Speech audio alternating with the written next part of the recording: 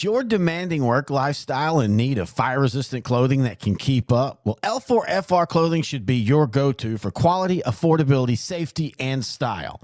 L4FR was founded by a third-generation oil field worker who is also a veteran. Thus, this company has a deep appreciation for reliability and longevity, all while we provide first-rate customer service. Our durable apparel will serve you well for many years to come, whether you're working on a pipeline, a lineman climbing utility poles, or in any other environment requiring fire-resistant apparel. L4FR has you covered.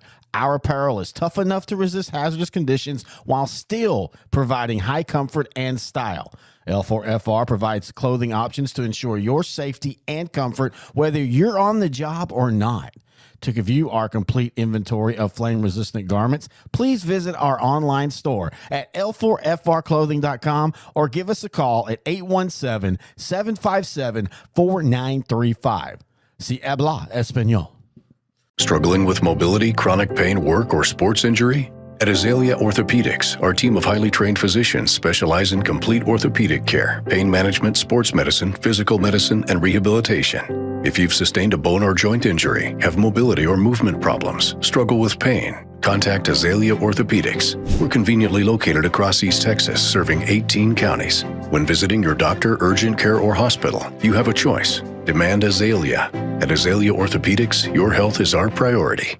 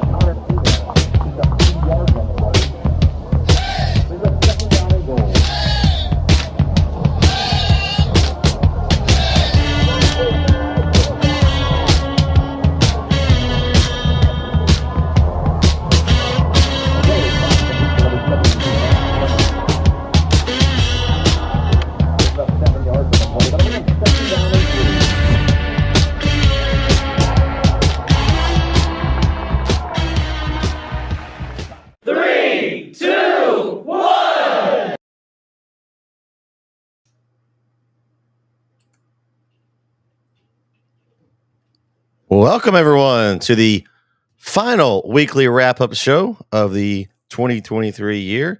It's your boy, Brett Swinney here. Alongside of me tonight, it's a small crowd. It's going to be me and the man, Corey Marshall. Corey, how's it going, man? All right. Man, it's just got some Vincent's got some baby thing going on. No excuse for him not to be here, right? I mean, he just had another kid this week, so congratulations to Vincent Johnson and his wife for the birth of their new baby girl on Monday. So shout out to the Johnson family. Everything's going well. I got some pictures of the little girl. Seems like already got Vince's other finger. He's got two fingers. He's got two girls. They're both wrapped around different fingers. So he's going to be pulled in two different directions. I have a feeling, Corey. And handling both ends there, so sure. I kind of like having the overlay with us tonight since it's just me and you there. We got big jiggly water balloons. I believe that's my man Derek.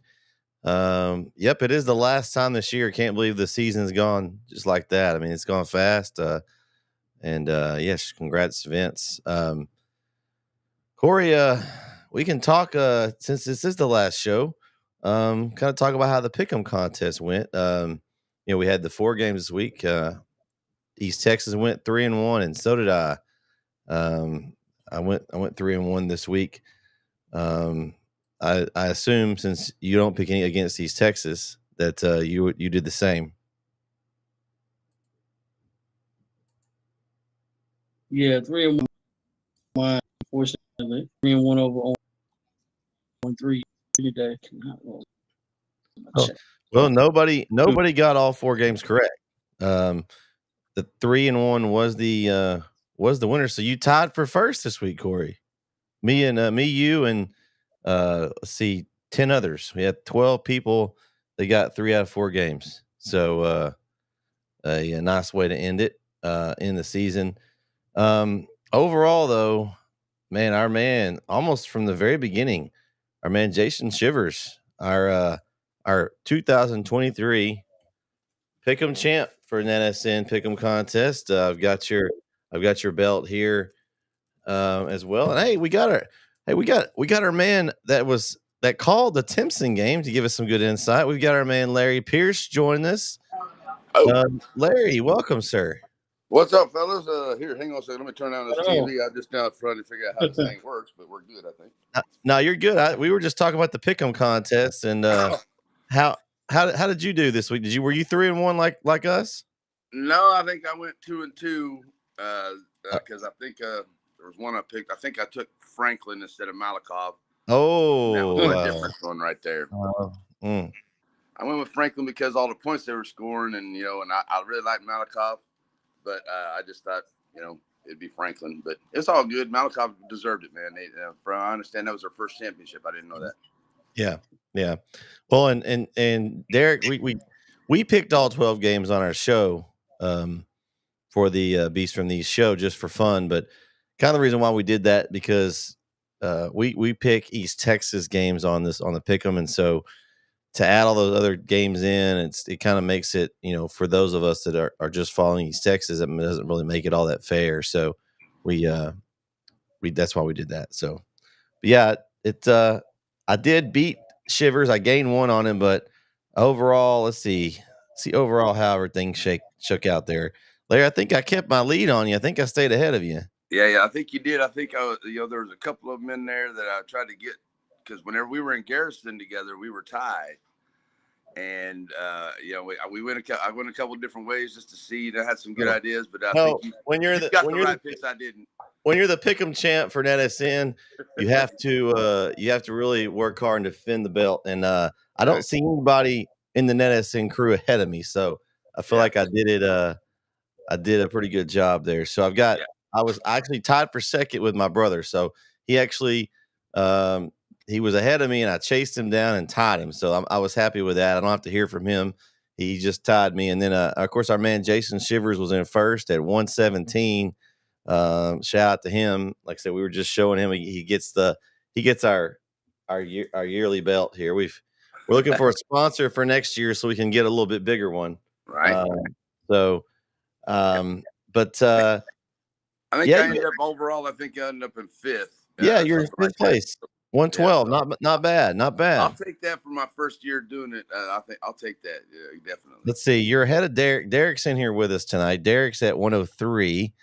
He's down there. Our man KO is at 107. So he's down below you. Yeah, you were ahead of everybody else. I think it was you, then me, and then everybody else. Yeah. We need to get Shires and Watlinson to learn how to get on here and pick these things out too.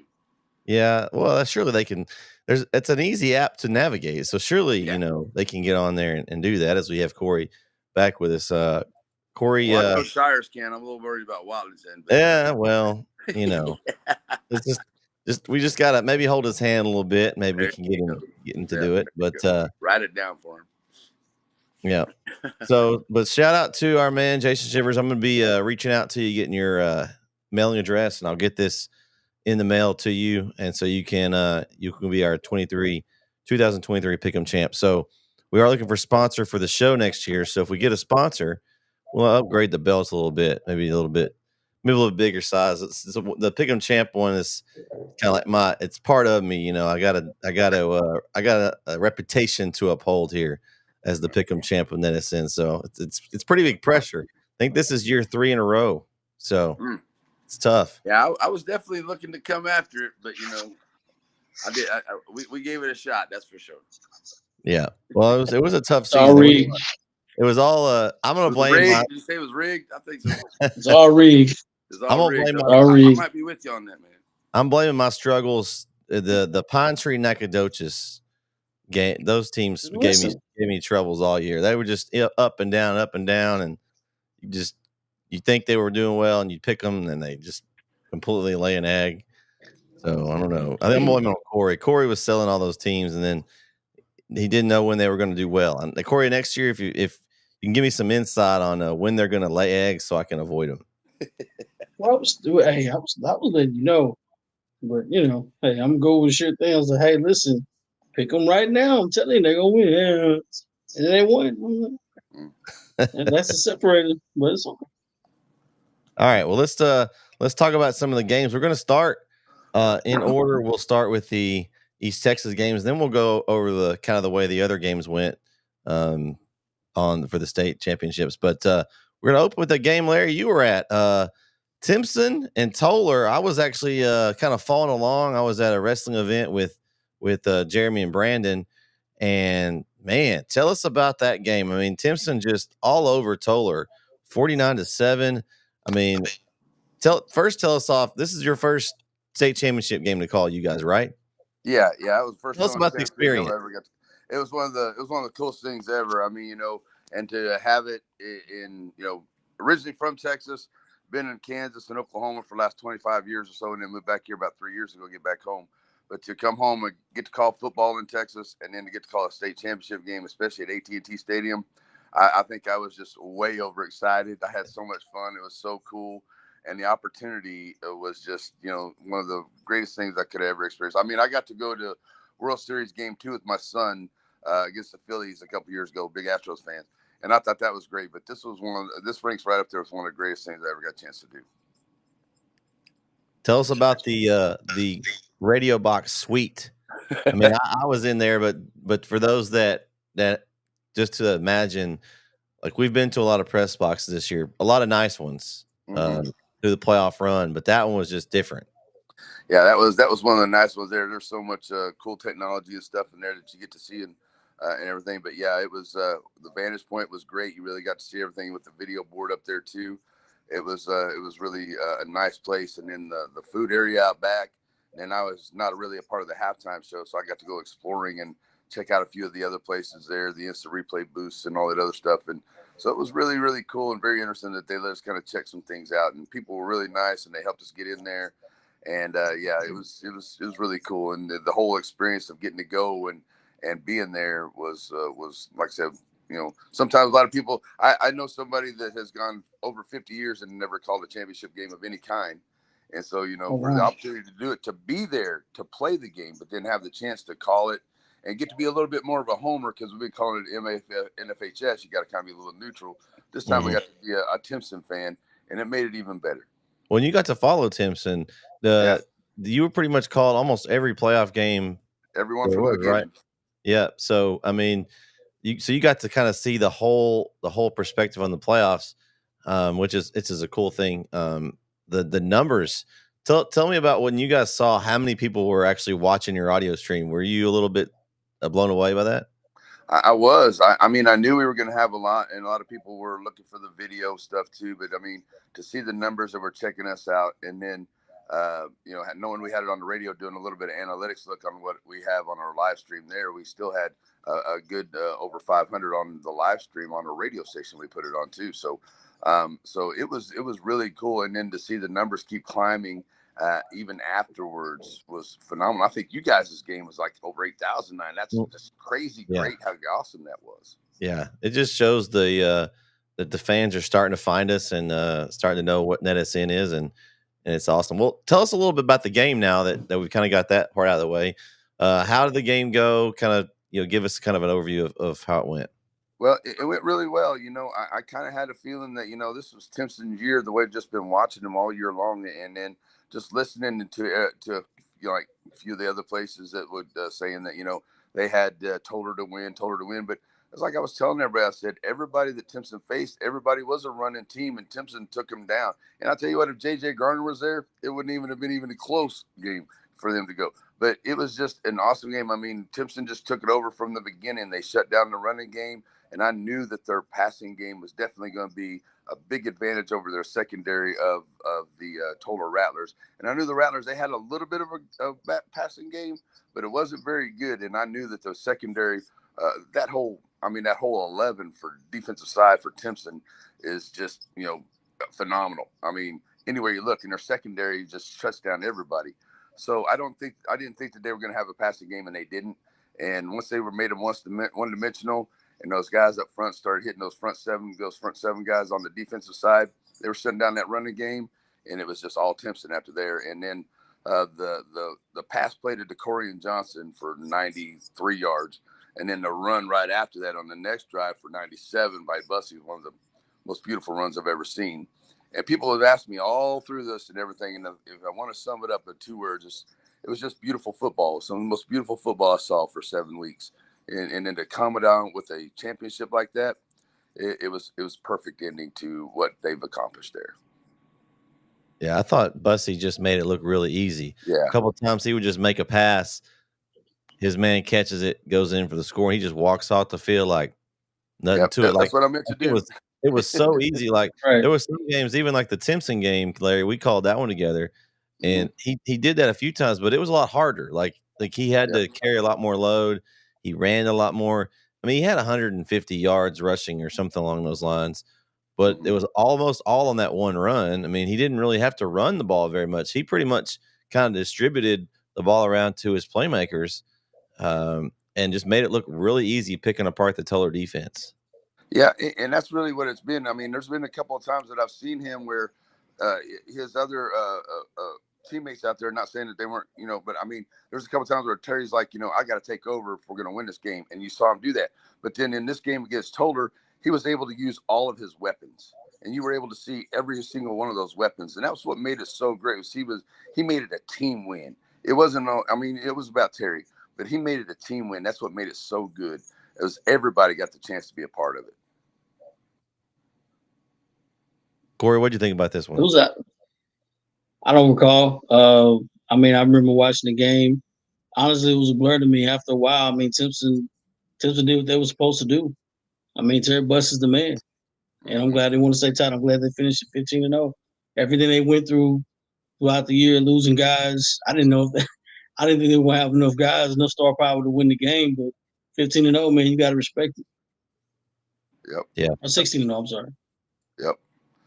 Yeah, and then like I said too, but if J.J. Garner wouldn't have got hurt there in that Garrison game, I know the Ganado game wasn't there, but I mean, he would have just made it even more spectacular to watch. It would have just been another great athlete on the field out there, just contributing to what they were already doing very impressively. It was just awesome to watch, man. It was just so great to watch. I know it was relaxing to watch. It wasn't stressful. Yeah. As far as the games go. Now the next one on our list was a 3A game, Malakoff and Franklin. And of all the games, I wasn't, obviously I had a lot more confidence in a couple of games. This one was iffy just because of how good Franklin's been.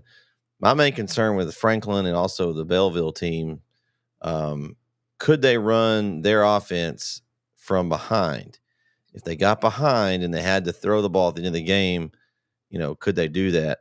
And I was surprised at the score of this game, the Malakoff-Franklin game. I thought it'd be a lot more high scoring. I thought it may be 35-28 but the defensive battle, it was defensive, but it was a good, hard fought battle. Very entertaining game. As hey, Corey, what was the guy's name that was the quarterback that was the MVP? Who? Yeah, who was it? It was Mike Jones. Who? Mike Jones. Oh, Mike Jones. Okay. Mike Jones, yeah. Yeah, Mike And Jones. you know what grade Mike Jones is in? I really don't know. He's a junior. Corey. Mike Jones is gonna be He's back. junior. So I mean, Back then they didn't want him. Now he's hot. They all on him. That's but I mean, I was impressed by the defense of Malakoff to just pretty much shut down a Franklin offense that had really been putting it to people in the playoffs. Because I mean, say that's what I this. thought. Franklin's been scoring more points than anybody in 3A. That's what I thought. Yeah, I what Malakoff was what they've won. I think they may have lost maybe 3 or 4 games over the past 3 years or something like that. And I mean, they've just been dominant throughout those years, and they're finally winning the other states out. And then of course they went undefeated. You know, that's another notch on the belt. Like, I mean, they finally got over the hump. And once they got over the hump, man, they didn't relinquish anything. And I thought if they could finally get past Brock and then make it to the state, I think they kind of figured this was going to be it. You know what I'm saying? They've placed him before, they've knocked him out, and like if you can get over, because clearly this region was one of the toughest ones, right? And that it was competitive for him, of course, but I figured Malakoff was gonna make it, and that's what they did. Like I said, I'm happy for him. It's one of those cultivations that just they've been here before. They've tried to get to that pinnacle. They finally got there, and they seized the moment. And that's what you want as a football program doing that.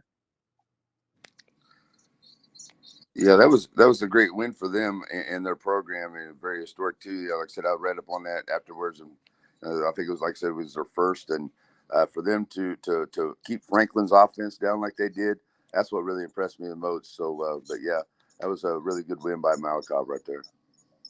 So I didn't get a chance to see that game all that much. I can't remember what I was doing, but I was out and about. But I didn't get a chance to finish that game. I think we were doing a basketball tournament, if I'm not mistaken. Yeah, you were doing some. No, that wasn't basketball We were tournament. doing something. No, that wasn't a basketball tournament. We were doing something. I can't remember what I was doing, but I wasn't at home to watch the game. So, all right.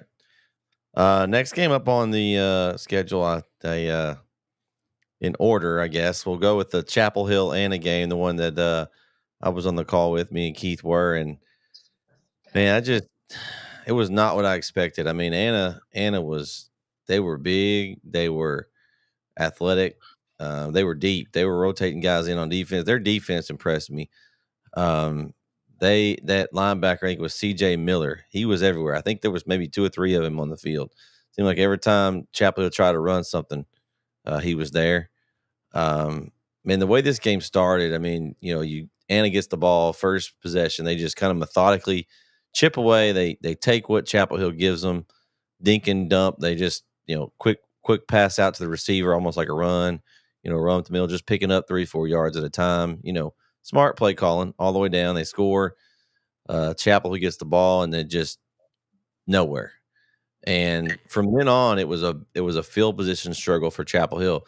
They seemed to be inside their own 20 more than anywhere else, and they couldn't go forward. So then when they punted, it gave Anna great field position. So Anna was able to get 26 points in the first half. You had a punt return that for Anna inside the 5. They punched that in. A safety where they punted or snapped the ball over Trevor Brooks's head, gave him 2 points there. And then the other possession was a short field. So I think if you go back and look at the total yards of this game, like, it's pretty even. Now, Chapel Hill's first half yards were limited. They finally moved the ball in the second half, but they just couldn't get over the hump, and his defense was just to the task. The offense just wasn't clicking. A lot of drop passes that would have moved the sticks for Chapel Hill. I mean, I tipped their hat. They kept Stewart and Brisbane at bay for most of the game. And it's just one of those, you tip your hat to the other team. That day they were better. I don't know if Chapel Hill plays better, who knows?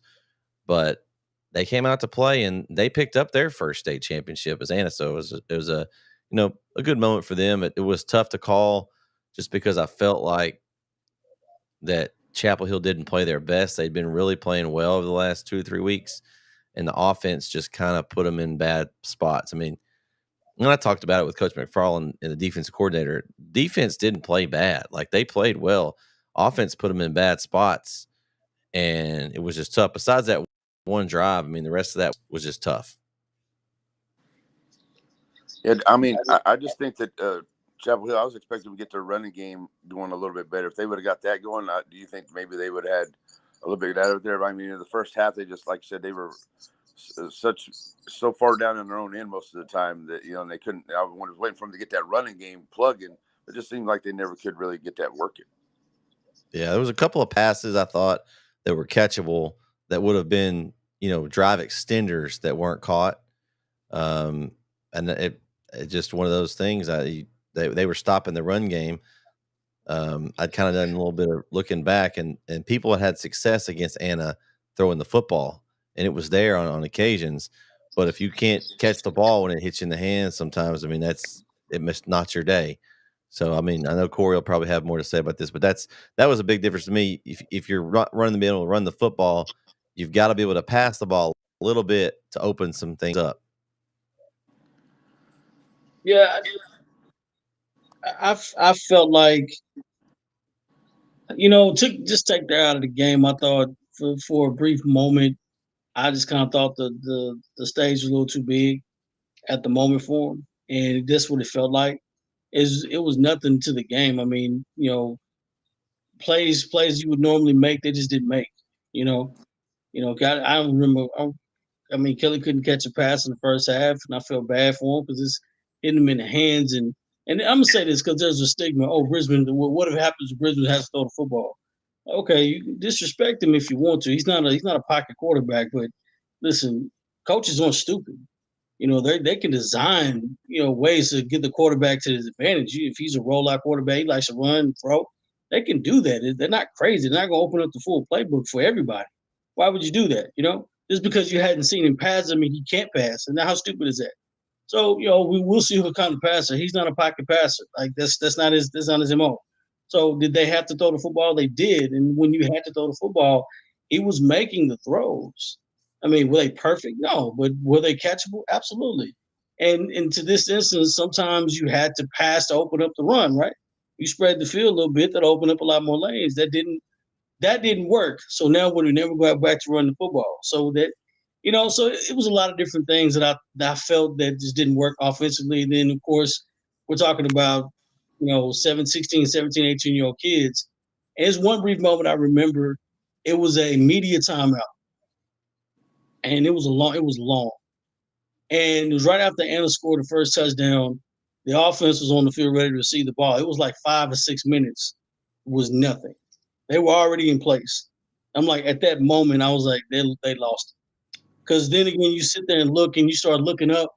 Then you got a big screen. You got the big screen TV. You got 10,000 people on this side, 10,000 people on this side. You got fans. You got media. You're gone after that.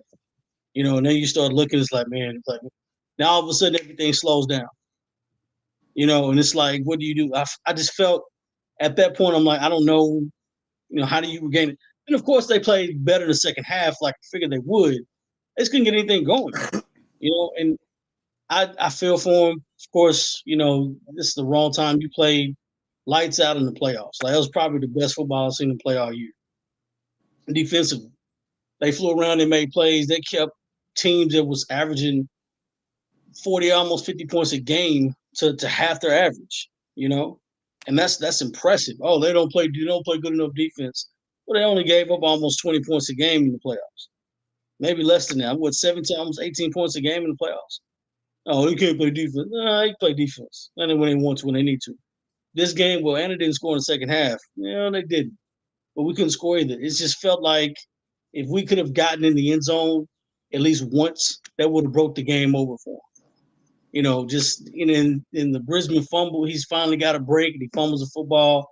I'm like, it's just everything that could go wrong went wrong. And I felt unfortunate. And then, of course, when you're at the stage like that, every mistake means more, because you don't get another chance. That's it. Like, I'm not going to give you enough. And then Anna, like I said, everything was perfect. Anna came back in the second half. Was like, listen, we're not in a rush. We're just going to run the football. Whatever we'll get a first down and take 30 seconds, 25 seconds off the clock. try to get another first down. You know, that's They were that's, they that's were just what they're playing gonna keep do. away. They're playing keep away. Yeah, it's like so. Like I said, it's tough. It really was. I feel bad for those kids. Obviously, we know it was a better version of that game that should be played, and of course, you got the human nature of people, and they got social media. Oh, I don't think Chapel Hill should have been there. Like, dude, that was the wrong time to say that because now you got people being upset. Like, how would you like? This is a state championship game. Like, everybody here is good. Like, there's nobody here that was 8-7. You know, at this point, you know what I'm saying? Like, everybody here is good. Everybody here has 13. Almost, it was more of what undefeated teams that were there and lost their first game. Like, come on. So it's a tough. It was tough for those kids, man. I hate that for them, but nonetheless, man, I just that was one of the toughest games. Everybody picked East Texas to. I picked the East Texas sweep, Yep. and I was going for it, but it just didn't happen that way. Yeah, it is unfortunate that they said they didn't deserve to be there because they did deserve to be there. It's one of those times. See, it's the movie Any Given Sunday. It can happen. You have your bad games, and it just happened that day. It was just the crap rolled down the wrong hill for Chapel Hill, and it just didn't work out for them. That sucked because they're a good football team. They deserve to be there more than what anybody said. And if you didn't deserve to be there, you wouldn't be there. But Anna just had the breaks go their way, and then Chapel Hill just had the breaks, and just unfortunately just was a bad day of ball for them. It was unfortunate. Yep. Sometimes you get lucky. Well, I will say that we got to stay. Of course, there was a game after ours, and there wasn't anybody in the booth, so we decided to stick around. And it was one of the better games of the weekend as Gilmer beats Belleville by 28-26. Larry, how does it feel down there in the center area to know that you lost to the state champs? Does it make it feel any better? Yeah, it does actually. We heard from a lot of people that I'm sure it does make us feel better. We lost to the state champs there in the Buckeyes, and I was surprised, that they played well enough. I knew they would beat Belleville. I didn't think Belleville was as good as they were, and I just knew that Gilmer was tough this year. But yeah, it was good to know that hey, if we're gonna lose, and for them to beat Carthage, nothing against Carthage, that was a big accomplishment there too, and to go on and win the championship by that's pretty awesome there. And it takes a little bit off of us here at center. Yeah, well, I kind of, in watching the game, and I said before the game, same thing I was talking about with Malakoff Franklin. I thought if Gilmer could get ahead and force Belleville out of their comfort zone, like they still had to run it, but like coming from behind was not their forte. Like they don't run, they're not moving very fast. They're just running the ball, huddling up, running the ball. I thought that would be a problem.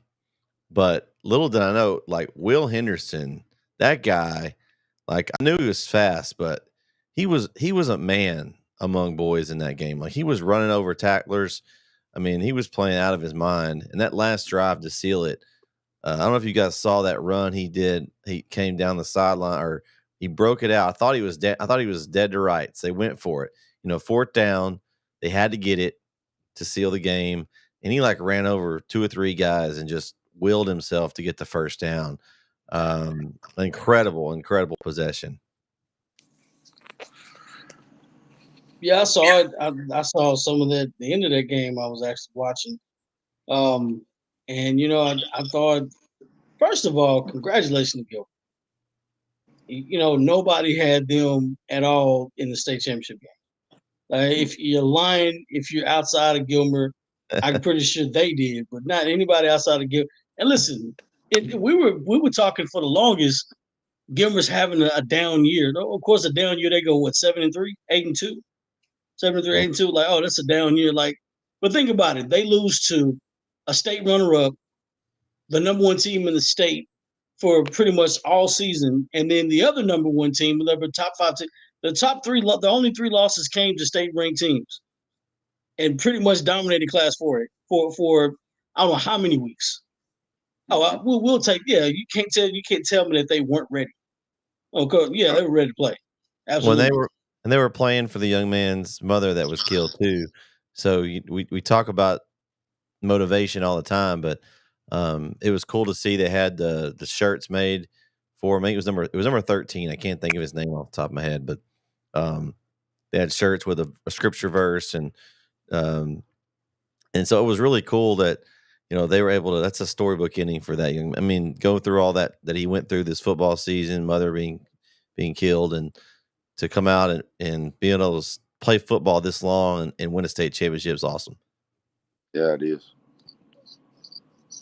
So now I have to think. I mean, because I was saying this, I said, well, I wouldn't want to play Gilmer next year. That's what I kept saying. I think they were going to be better next year than they were this year. And with their year ahead of what they would project them, they could go back to back.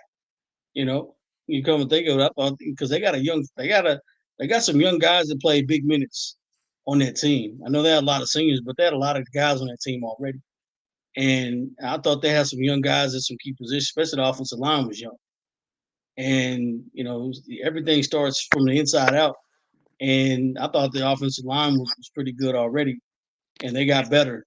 And so, I mean, Gilman's going to be right back to where to being dominant, next year, of course. But it's going to be interesting. I thought, and I really wanted to say, like, man, if you look at Class 4A in East Texas, look at Class 4A across the state, and this is why I really wanted Chapel to win. Of course, not just win a championship. When you think about it, it'd be a dominant, like East Texas sweeps Class 4A. Out of the two regions, we dominated Class 4A, mainly out of East Texas.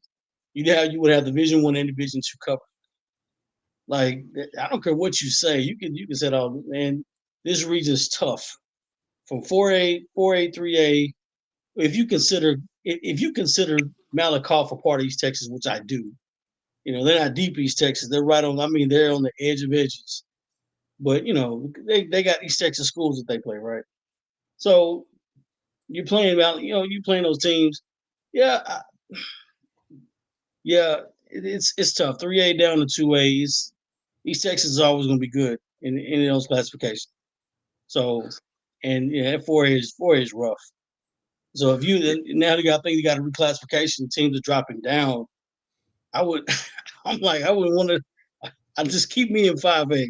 I don't know if I want to drop down to Class 4A in one of those districts. Like that's rough, man. That is rough. Lindell's like, maybe it was okay for us to stay in 5A. Now, y'all did well, but Hey, it's rough. Guess who's coming to 4A? Shine Tree. Well, per rumors, Pine Tree. Well, it is. It's already official. The numbers are already out, and we'll use this opportunity to say that we're going to do a realignment show at some point here in the next few months. So keep an eye out for that. We'll go down through the East Texas districts and see who goes where and all that kind of fun stuff. So we'll be doing that at some point. Guys, just looking at the other games now that we've kind of wrapped up the East Texas ones. There was a lot of interesting games, some blowouts and some really good ones. DeSoto I don't know. I can't believe they blew out North Shore like that. No, what they was humble. It was Humble Summer Creek. Summer Creek. So 74-14 in a state championship. Yeah. The disrespect, Corey. That's what I would say there. I mean, that's.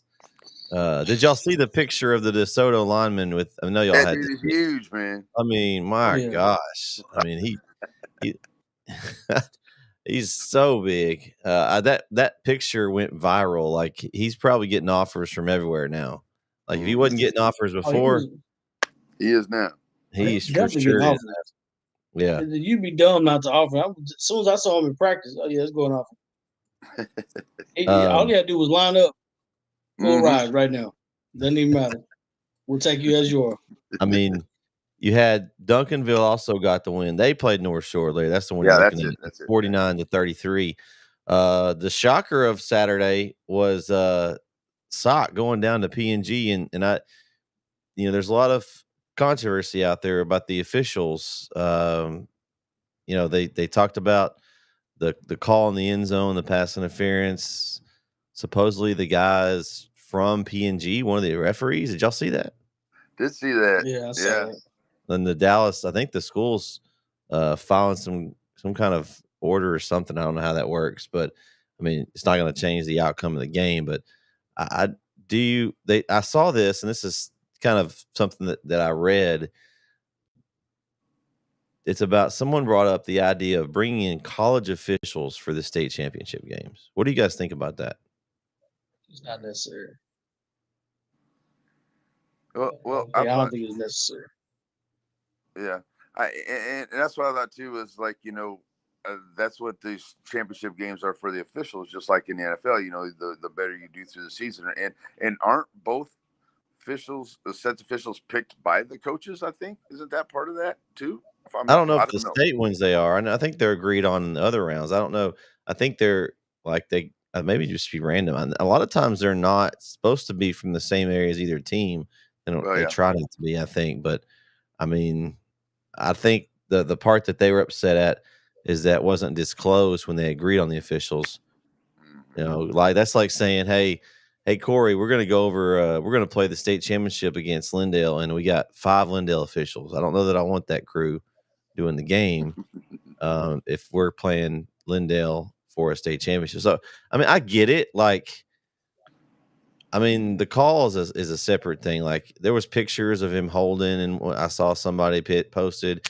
You watched the video live; it didn't look like much. I mean, it's hard to. Flag came late. Yeah, I mean, it was late. I mean, it's just you hate that it came down to that. I know that kind of that's what they're talking about of that game now, instead of how great those two teams that game was. They're talking about the officials. I don't like that. I don't like that the officials are kind of taking the spotlight away from how really a good game it was. I mean, you got to think about it though. PNG's. You got to know PNG's gonna play tough. They're always tough. And miraculously, you remember PNG was Class 3A when their prominence got started. Like they were really, really good. And of course, you move up now, you Class 5A. But no, was it okay? Was it a pass interference or a holding? No matter what, it was still going to be a first down. Yeah, it was. A kid had his jersey. This is the part that I don't like. Right when you see the penalty, when you see the infraction, throw the flag. Don't wait, because if you would have saw it then throw the flag. Now you waited until the pass was dropped or the pass was deflected, then you throw the flag. That makes it look worse, right? Mm-hmm. And that's the bad thing about it. And then, of course, you got instant replay. You can't replay a penalty, right? So that's the hard part. So Not yet. now it's like it's double bad. No, do we guys, think do you have a challenge where you could challenge a penalty late in the game like that? I would definitely do it. If it's in high school.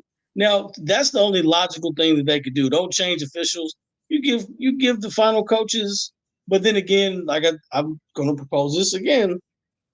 Class 5A and 6A, they have instant replays and they have challenges, and they incorporate that throughout the year. That the games are going to be longer, or you just say, hey, we'll move the game up an hour, or move the game up 30 minutes, or start playing like they don't want to do. Start playing on Saturdays, and change it up. Something's got to happen.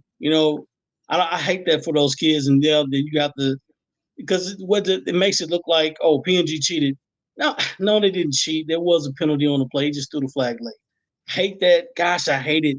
And it looked bad. It looks very bad. That guy's from PNG. That makes it look double worse. But was it an infraction on the play? Yes, it was. And he didn't call it when it was. I hate that because now it towards controversy, but at the same time, what can you do at this point, right? You can't challenge it. It was an infraction. It just happened late, and the referee threw the flag late, and that's what happened. So now you have to deal with this all again. You know what? Just as they say, the ball don't lie. You want to do something about it? Play him again next year at the neutral site for pregame. For him again, neutral site pregame. Just end it at that. That's all you got to do. You beat him, you don't get trophy for it. That's fine. PNG got a state championship. Let's move on, man. It sucks. That's the side of the ball roll. I hate it, but what can you do? Yeah, and bringing in the college referees, I don't know if that would make it any better too, because I think it was somebody, I was on one of the other pages, and I said does it really make a difference because people are still going to find a reason to complain anyway. So, there's always a way to put it in there. And and like I said, it was unfortunate the way it went down and how it came out, because I'm with you, because it was a late. But even if they would have done it on replay, they would have saw that it would have been a holding or a pass interference call there too. But yeah, you're right. It did make it look bad because of the lateness of it. And, I don't know what you do. Do you make sure that if it's a Houston and Dallas team, do you have a refereeing crew from Weatherford or, from down around Victoria or something like that? Just something totally away. But the problem you run kind into of be hard to do something like that. Yeah, because you have so many teams from the same area. So like, Right. how many teams were from the Dallas Fort Worth area in the state games? A lot, like, right? Almost So all of them, yeah. yeah. So I mean, Dallas has probably got a pretty good chunk of referee crews. So then they just don't get games because they would never get an opportunity to do. So it's hard. I Right. mean, it's very hard to try to figure that out, because if you are going to stay with the guys, and I brought that up. I didn't agree with that. I just saw it somewhere. Right. I Yeah, like getting. I'm with you guys. I like having the high school referees get rewarded, because that's like they're like kind of like us, Larry. We got picked to do the game at Texas State. It's kind of an honor type thing. We got to go do the radio deal. It was cool. That's their Super Bowl per se of Right. their season. They do well enough. That's the goal, to try to get a game in the state championships. So I do like it. I'm a proponent of, let's give them give them a challenge, and they can challenge some other calls besides the ones they're already replaying. And let's just try it and do it in state only for maybe a year or two, see how it goes, and then maybe it trickles down at some of the bigger schools, kind of like Corey was talking about. Some of the bigger schools do it and see if it trickles down, because obviously the technology you have to have, you're not going to be able to do that in some of the smaller schools right away, and unless you do some kind of grant or something like that. But to try it out in the bigger schools, see, then maybe maybe it's a playoff requirement for a stadium. You have to have that technology to host a playoff game, and then maybe that's where you do it. But I like the ability for a coach to be able to throw a challenge flag. Hey, no, that wasn't a late hit out of bounds, or no, he didn't step out here, or like, challenge calls that aren't automatically challenged are automatically looked at. And then if they don't get it, one per half. yeah, and if they don't get it, they lose a timeout, just like in the other leagues. I And the think crazy thing too is it's a state championship game. Bally's is showing that, and the biggest screen in the NFL, they're showing the replay up there. But you figure that the refs would be able to see it, because the crowd's going to see it and everybody else is seeing it. So I think I'm with you. At least in state championship games or playoff games, and if we're talking about things that are required for stadiums, make sure they know who the NFHS is. That would be one thing we make sure a requirement that we need to make sure of. Yeah, that's true. We did mention this before. Maybe we could revisit it. You think UIL could possibly have like a championship site and have, like, for the game, like, instead of it being in Jerry World every single year, but they'd like develop, like, in Central Texas or somewhere is central, they build like a championship campus. You know what I'm saying? Where it seats, it may seat 25,000 people. You know what I'm saying? And it's not as big as Jerry World, but it's big enough to host everybody. That way, it's not centralized. You know what I'm saying? Because you got all of Dallas there. Well, if you make it all Dallas, yeah, that's true. But if you're central, it's like kind of centrally located. I don't know. I like the fact of it being them just creating a whole championship site where the championship Well, games going to be here. if you do a dome too, you could actually have it That'd like definitely be a have dome. basketball. You could do any sport in there. Yeah, I wouldn't want it to put. Yeah, you could do that. I wouldn't want. I'd That way you rather do put need like but one basketball facility. separate. You wouldn't have to have 2 facilities though. If you need to start out, you could have it where it could house your basketball as well, Corey. And then so you have basketball in there. You have football. Heck, you could even make it configured where you could possibly do baseball in there. Like, make it a multi-purpose Indoors? facility. I mean, yeah. No, I wouldn't do baseball indoors. Well, we played. I know it's hot. Or the World I know Series it's is hot. playing indoors too. I mean, I don't know. I just like, if you're gonna do a place, instead of having to do like a field for this and it just sits there, year round. I mean, But see, here's the other thing too. It would definitely sit year round. That's why I said I would probably do a dome for this and a football stadium for that, because that way you can have neutral site games being played there already. So if other teams wanted to play high school football games there, they could still play them. So not for playoffs, but like neutral site games. You know what I'm saying? So if PNG wanted to play South Oak Cliff again, they didn't figure You out a wanna place. have You guys can So you want to have a classic there, Or Corey. maybe something that's one like of the that. places where you get like a DeSoto playing like Del Mar or whatever it is out of California or something like that. Right. You Have don't that just big game like necessarily that, play yeah. at home, but you play. It seats 30,000 people. Right. You have a 30,000 seat stadium. You know, it's new. You have basketball and football there. It's good. You know, I like the idea. You can do football and basketball there. It's big enough. Parking's there, and blah blah blah blah. You know, all other stuff. So it's not a madhouse getting in and out. It's not also it's just there. You know, Right. the facilities there. You know what it's like. I don't think that's a bad idea. Will I it don't cost think a lot it's of a bad money? idea either because, it's not like Texas doesn't know how to build stadiums around here for their schools. And Absolutely. UIL ain't I know making Jared. Yeah. Right. Right. So it's like, I don't know how they would propose to do that way. You don't have to. Well, we're having a bid to do it here. We're having a bid to. We don't have to do it there. And We have our own place. parking for $25 is a little outrageous. I know crazy. you guys, we all got passes for that, which was nice, but the parking like $25 a pop, like, man, that's And $20 tickets. $20 and then tickets, yeah. parking's more than the ticket. parking and parking was more than tickets. And then you got, and there's other, you can do tailgating, then the schools can have their own broadcasts. I don't know. I just think it's a lot of different things that they could possibly do. Baseball's there, swimming's there, wrestling, and it's all held at like a UIL type campus. And then whatever they do, like the broadcast stuff, you got all kind of, stuff you could do. Hotels are all stayed right there close by. I mean, just make it like a big campus. You know what I'm saying? Where everything is right there. I think that's a nice way to put it and centralize, and that way nobody's over. Corey Marshall, UIL facility. Yeah, you are the UIL championship. I don't know what it is. Oh, we name it. Do whatever you want to call it. You're going to donate the land for it. You're going to donate the land for it, and it's going to be your facility. Corey Marshall. All this land in Texas, you can put it somewhere. Put it somewhere. All this land in Texas, put it somewhere. Yeah, in Oklahoma City, they host the basketball and the wrestling championships in Oklahoma City, and it's right there centralized, and they call it the Big House. And it's just a big old. That's what they call it. So it's like the Big House. That's where everybody wants to go. Congratulations, basketball. You can call it the Ranch. Yeah, yeah. You made it. You made it to the Ranch in Texas. Here we go. We at the Ranch. Yeah. Oh, all right. Well, we talked a little bit about basketball. As we're kind of going to wrap up with a couple of topics here.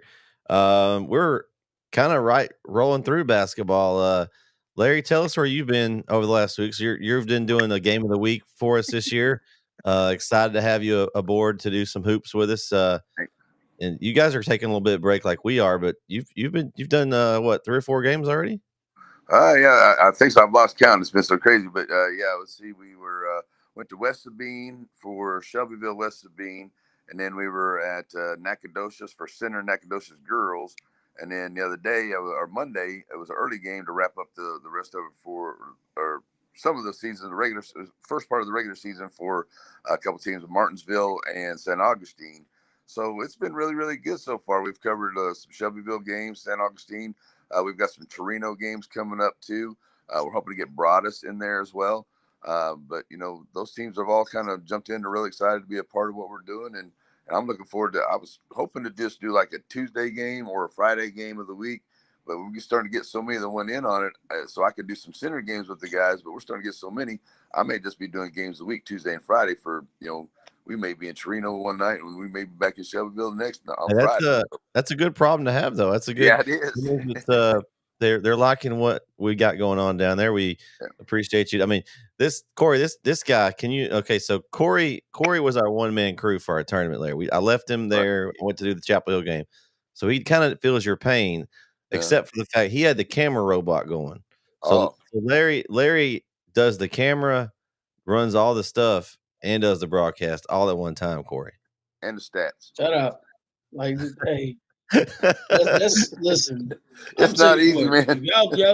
If y'all listening, y'all paying attention tonight, man. If you ever call a game Like, I don't care how good you think you are. If you can run a camera, call the game, and take stats, you can listen, you can drive and brush your teeth and eat breakfast at the same time. You can I don't do know it if I all. can do that though, man. I don't know if I want to try that. You can do it all. Like that's awesome. That's hella talented right there. I don't think I can't push buttons on the laptop and do stats and talk basketball at the same time. I'm too busy watching other stuff. That's pretty good. Well, see, Larry, I had him all enthralled in our. We're testing out some new software, like you saw, for our scoreboard stuff, and Corey was all trying to figure all that out and talk last night. So I had him extra stimulated last night. His brain was working 90 miles an hour trying to. Right. We had our keys to the game on the screen, and we had, we're looking at stats and so It was cool it for was a little while. And yeah. Yeah, I was watching it and I liked especially the score bug, and then I saw it was like the halftime stat graphic out there. That was cool, man. I was like, dude, that's nice. yeah, I think it's a stick around. I like it. Corey's gonna have to the stats. he's gonna have to hire a personal assistant though to help him run that stuff, I think. Right. Well, I tell you what, if I could get that auto camera, I'd be doing real good. Yeah. Hey, Shires has it now. He bought one of my auto cameras, so he has it. It's just a matter of maybe some training time to get it set up. Fix up. Yeah, it's not hard. But technology's tough. You gotta learn. Yeah, it is. That thing is nice. Well, Brett helped me out because I was just keeping the score, but I wasn't able to keep the times or nothing, so I just changed it. But he took all that stuff out there, helped out with my scoreboard. So I just kind of keep up my scoreboard there and a little minimize the other side with my mouse up in there, and then the camera one's this other, and then I keep 3 pointers, free throws, and points. But if I got somebody that can run my camera, I'll stick in the rebounds and assists and everything in there too. But I know, man, it's hard to get all of that in there while you're doing it. You got to talk and then try to remember to move the camera. Yeah, sometimes you get to watching the game and you're like, oh, wait a minute. But I like that we got the new the update on the OBS, because now there's a bigger screen for me so I can watch it a lot better, and it makes it easier for me to run the camera and do it at the same time. So, I've done it before many times. I had a new tech that I used to just switch 2 cameras with the stuff in there. So, but I mean, I'd rather have some help, but I know what you mean. Sounds like you need an intern. Sounds like you need an intern there, Larry. The camera intern. So we can see if we can get you one down there from. Right. Surely somebody from the school or something would like to make a little extra cash there to help you out. You would think. I don't know. We're always checking it out and looking to see, and I'm gonna see if I can find something like that. But I love doing it, and I love calling basketball. I get really excited, and sometimes I still get the radio thing on me. Even though I'm on the video, I'm still trying to do the radio thing where I'm calling a little bit more action than I need to, and I've been trying to back out of that a little bit. But watching my game over and over again, which is what helps when I'm here, helps me do that to where I'm not just talking all the time. So it makes it a little better. Well, yeah, it's hard to do, especially when you're by yourself. And Corey can attest, because when it's me and him, we can talk hoops a little bit. But when you are by yourself, if you're not calling the game, you're kind of just you kind of have to call more, just because you're not having anybody to throw things off of. So I kind of gave him a hard time, because when he was doing it by himself, he got to where he was calling, the pass back and forth stuff too. It's just hard when you don't have anybody else to bounce things off of. So yeah. Well, sometimes I just turn around and I get with the crowd saying, "Hey, that's it." But I had to go in my bag. I had to go in my bag. It's like I got to change my voice, start doing this and saying this and do this, and I got to remember I don't want to talk entirely too much and have not people, watch the game, because I like to watch the game and not, it's not radio. Like you could see it. Right. I had to remember, it's like, it's not radio. You can see what's happening. I don't have to tell you where the pass passed back to him, and I don't have to do all that. Just I'll let you know who scored, and I'll let you know there was a good pass, bad shot, checking in, stuff like that. Just keep it simple. It doesn't have to be a play-by-play. Since it's live, it doesn't have to be. So I have to remind myself, I don't have to do a play-by-play. They're watching it. Don't give them a play-by-play. Giving them the highlights of it. Yeah. Right. Yeah. Just tell them, it was a 3-point basket. That's good. Blah, blah, blah, blah. It was passed by blah, blah, blah, rebounded by the, just tell them a number. Maybe they can't see the number. I don't know. Yeah. Play by play. We got our basketball actions kind of toned down for a few weeks as we kind of take the holiday break. That Shires guy's taking a vacation. What a slacker. Yeah, he's a slacker. I mean, vacation. Yeah. He's trying to get over being sick again. That guy just can't, like their whole crew just can't stay, get through COVID. Now they got the flu, I think. Time of the year. Yeah, I'm staying away from those guys, man. I know. Well, it's awesome. We got a lot of hoops coming up on our side. We're going to be covering the teams like Lindale. We're going to do some more Mount Pleasant, I believe. We've got ARP, Brook Hill, Frankston, the Pointer, Martins Mill. So a lot of teams up here. I'm sure I'm missing a few. Corey, did I miss anybody off of that list? I think that was it. Kyle's maybe some Lindale. Kyle's going to be doing some games with us. He's going to try to grab some of the Mount Pleasant, Chapel Hill, maybe Mount Pleasant, Lindale, some of those teams. So just kind of keep your eye out for games. I'll be working on doing that'll be part of my time off over the break, is working on getting some games up on the YouTube channel, getting ready for January and February. And also just to drop a little hint, we've got some new features coming in our app that we're testing in beta. I'm not going to tell you what they are at this point, but kind of keep your eye out, as we're going to be testing those here over the next few weeks or months. And we'll be coming out with some new things on the app. I think that you're going to like it a lot, and just never know what's going to hop on the app. So if you don't have our app, make sure you go download it, NETSN, on your Android or Apple devices. Guys, as we close out, anything that you've got that you want to let everybody know about? Gord? No, man. Go ahead. No, I don't have anything. I'm an open book at this point. I don't have anything. Me either. Just want to say, hey, Merry Christmas, and thanks a lot, guys. I tell you what, it's been a lot of fun to be part of the NETSN crew, and two, congratulations, we got 3,000 subscribers on our YouTube channel. That's a big deal. And just crossed that over. Keep coming on with that, and we're going to keep growing this and doing more games in Northeast Texas. We'll make them proud, and proud to be a part of it, man. Having a lot of fun.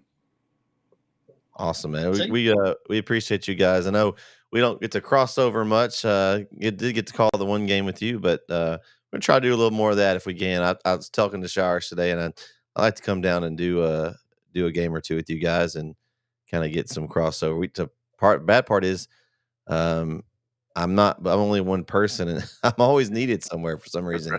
I know I guess something about owning a business. You have to be more than one place at a time sometimes. I don't know how it doesn't really work that well, but nonetheless, it's working pretty well. But yeah, we want to give a shout out to all our subscribers, 3,000. That's great. Keep sharing with everyone as we continue to grow and you add more schools and add more subscribers. It's a nice Christmas present for us on NETSN. We like to wish everybody a Merry Christmas and a Happy New Year, all you that are tuned in, because I think we're pretty much done with any content. You always can go back and watch anything if you miss some of the content that we've got. We got lots of it there. We got our beginning of hoop season into football, a lot of stuff on NETSN to go back and tune into. But for all the guys not here tonight, Vince, Nolaire, if you weren't here earlier, Vince welcomed his wife, welcomed their second child into the world on Monday. So he's he's on father duty, and Kyle's got 4 a.m. work, so he took the night off. So give a shout out to those guys and all the guys that joined us as our shows are coming to an end for the football season. We had Jeremy Hubbard, we had Matt Diggs came and joined us, of course, Christian Blevins. Who am I missing, Corey? Brandon Ogden. Can't think who anybody else did. I don't know if anybody else is. Oh, Intern Claire and Keith came on the episode, so shout out to them. Everybody, Spence on the show. Spence, yep. And so all the people that came on and made our shows possible this football season, it was our first year to add multiple shows, and it was a very good success, and couldn't have done it without all of them and our viewers. So we'd like to thank everyone out there for watching. For all of them, for Larry and for Corey tonight, I'm Brett signing off for the 2023 football season. We'll see y'all next year, I guess. We'll talk realignment next time we are on. And everyone have a great, happy holidays and a Merry Christmas. Safe travels to everyone. Good night, everybody. 2024.